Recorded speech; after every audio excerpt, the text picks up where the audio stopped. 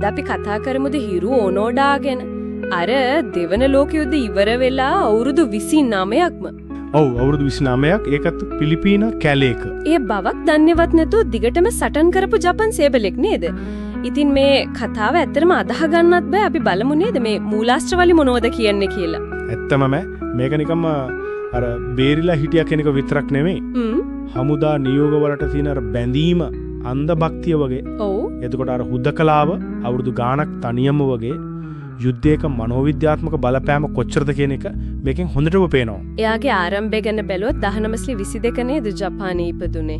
ඔව් 1922 යුද්ධයට කලින් චීනෙත් වැඩ කරලා තියෙනවා. වෙළඳ සමාගමක. ඔව් ඊට පස්සේ 1942 දී හමුදාවට බැඳෙනවා. අර විශේෂම දේ තමයි නකානෝ පාසලේ පුහුණුව. ගෙරිල්ලා සටන් ගැන නේද? ඒ පුහුණුව තමයි එන මේ හැම දෙයකම මුල. ගොඩක් දුරට මොකද ඒකේ උගන්වන්නම අර යටට නොවි ඉන්න එක කොහොමද දිගටම ක්‍රියාත්මක වෙන එක. ඉතින් මේ මානසිකත්වය තමයි ආග ඔළුවේ තිබුණේ. 1944 දෙසැම්බර් වල ලුබාන් දූපතට යවනවා යාව. නියෝග පැහැදිලි කියලා තිබ්බා. ගුවන් තොටුපළ වරාය ඒවා විනාශ කරන්න. ඔව් ගොරිල්ලා සටන් කරන්න.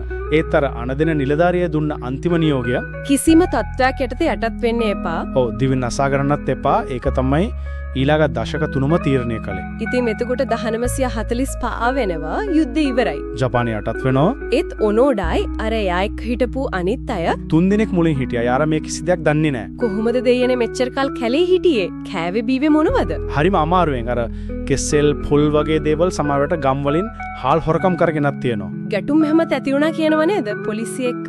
ඔව් පොලිසිය එක්ක ගැමියෙන් එක්ක යාලා හිතුවේ තවම යුද්ධය කියලා. කණ්ඩායම පොඩි වෙනවා කාලයත් එක්ක. 1950 දී අකත්සු යටත් වෙනවා. එයා ගිහින්. ඔව්. ඊට පස්සේ 1954 දී ෂිමාඩා. එයා ගැටුමකින් මැරෙනවා. අන්තිමට ඉතුරු වෙච්ච කොසුකාත් 1972 වෙනකල් ඉඳලා එයාත් ගැටුමකින්ම මැරෙනවා. එතකොට ඔනෝඩා තනි වෙනවා. තනි වෙලා දිගටම සටනේ. අර උඩින් දාන කොළ කෑලි ලියුම් මුකුත් විශ්වාස කරන්නේ නැහැ. ඒ ඔක්කොම හිතුවේ සතුරු ප්‍රචාර කියලා. හරියටම හරි. ඒ තරමට අර මුල් නියෝගයේ ඔළුවේ තිබිලා තියෙනවා. ඒකයි මං කිව්වා අර පුහුණුවයි හුදකලාවයි. ඔව් ඒ දෙකේම බලපෑම. අවුරුදු 29කට පස්සේ 1974 දී නොරියෝ සුසුකි කියලා කෙනෙක් තමයි හොයාගන්නේ නේද? ඔව් ජපාන් ගවේෂකෙක් අහම්බෙන් වගේ. ඒත් එයා හම්බ වුණා ගමන් යටත් උනේ නැහැ කියලා කියන්නේ. බෑ කිව්වා. සුසුකි කිව්වා යුද්ධය ඉවරයි කියලා. ඒත් ඔනෝඩා කියනවා එයාගේ අන දෙන නිලධාරියා ඇවිත් නියෝගයක් දෙනකම් බෑ කියලා.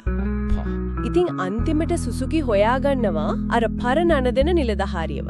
මේජර් ටැනිගුචි. එයාව ගෙන්න ගන්නවා ලුබාන් වලටම. ඔව් 1974 මාර්ච් 9 වෙනිදා ටැනිගුචි ඇවිත් ඔනෝඩාව රාජකාරියෙන් නිදහස් කරනව නිල වශයෙන්ම. ඊට පස්සේ දවසේ තමයි එයා යටත් වෙන්නේ. අර කඩුවේමත් එක්ක. ඔව් මාර්ච් 10 වෙනිදා කඩුව රයිෆල් ඔක්කොම එක පිලිපීන හමුදාවට යටත් වෙනවා. ආපහු ජපානයට ගියාම ඉතින් ලොකු පිළිගැනීමක් ලැබෙන්නේ නැති නේද? වීරයෙක් වගේ. ඔව් වීරයෙක් තමයි. එයා අර පොතක් ලිව්වා No Surrender My 30-year War කියලා. ඒක ජනප්‍රිය වුණාද? පොඩක්. ඒත් එයාට අර අලුත් ජපානයට හුරු වෙන්න ටිකක් අමාරු වෙලා තියෙනවා. ඒක වෙන්න පුළුවන් අවුරුදු 30ක් කැලේ ඉනලාවම. ඒකින් 1975 දී බ්‍රසීලියට යනවා. බ්‍රසීලියට මොකටද? ගව පාලනය කරන්න. එහි ගිහින් කසාදත් බඳිනවා. පස්සේ ආයෙත් 1984 දී වගේ ජපානයට ඇවිත් ළමයි වෙනුවෙන් කඳවුරක් පටන් ගන්නවා.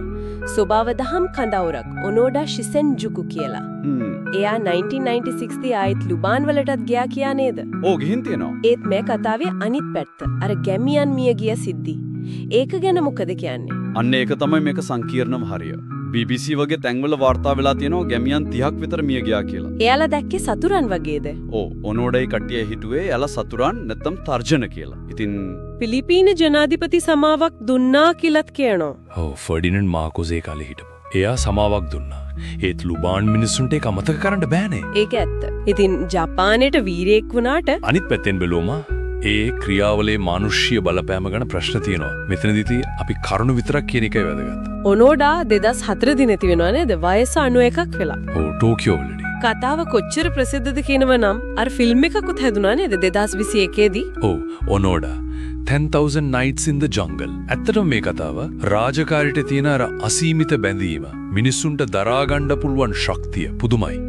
ඒ වගේම තමයි යුද්ධයක ඇත්ත ස්වභාවය ගැන හිතන්න පොළඹවනවා.